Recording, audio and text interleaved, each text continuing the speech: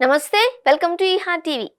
కొత్తగా పెళ్లి చేసుకుని వివాహ బంధంలోకి అడుగుపెట్టింది ఓ నవవధు. కానీ పెళ్లి జరిగి 4 నెలలు కాకముందే ఆమె కన్న కలలు ఆవిరైపోయాయి. చివరికి బ్రతకడమే భారంగా మారి తన అత్తమామలు, బావమరిది, భర్త చంపాలి అని చూస్తున్నారు అని కన్నీటి పర్యంతమైంది. తన చివరి మాటలను సెల్ఫీ వీడియోలో రికార్డ్ చేసి సోషల్ మీడియాలో పోస్టు చేసింది. ఆ తర్వాత ఉరివేసుకుని ప్రాణాల్ని విడిచింది. ఈ దారుణ ఘటన ఉత్తరప్రదేశ్ రాజధాని లక్నోలో చోటు చేసుకోగా దేశవ్యాప్తంగా హాట్ టాపిక్ గా మారింది. అనురాగ్ సింగ్ బక్షీగా తలా పోలీస్ స్టేషన్ లో ఈగల్ మొబైల్ యూనిట్ లో కానిస్టేబుల్ గా విధులు నిర్వహిస్తున్నాడు. సౌమ్య కశ్యప్ అనే అమ్మాయిని 4 నెలల క్రితమే ప్రేమ వివాహం చేసుకున్నాడు.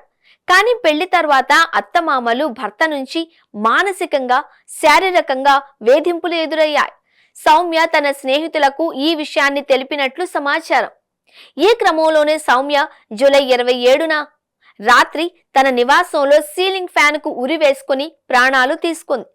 ఆత్మహత్యకు ముందు సౌమ్య తన ఇన్స్టాగ్రామ్ ఖాతాలో పోస్టు చేసిన చివరి వీడియో ఇప్పుడు సోషల్ మీడియాలో వైరల్ అవుతోంది. చివరి వీడియోలో సౌమ్య ఆవేదనతో మాట్లాడిన మాటలు అందరితో కన్నీరు పెట్టిస్తున్నాయి. నా అత్తమామలు, బావమరిది, నా భర్త అనురాగ్ సింగ్ నన్ను చంపాలి అని చూస్తున్నారు. ఆయన మరో వివాహం చేసుకోవాలి అని అనుకుంటున్నారు అని తెలిపింది. తన భర్త, మామ ఒక లాయర్ అని, తనను చంపినా కూడా కోర్టు కేసుల్లో కాపాడతాను అని బెదిరించారు అని చెప్పుకొచ్చింది. అంతేకాకుండా వీడియోలో తన శరీరంపై ఉన్న గాయాలను సైతం చూపించింది. ఇన్స్టాగ్రామ్ లో పోస్టు చేసిన ఈ వీడియో వైరల్ గా మారడంతో తీవ్ర కలకలం రేపింది.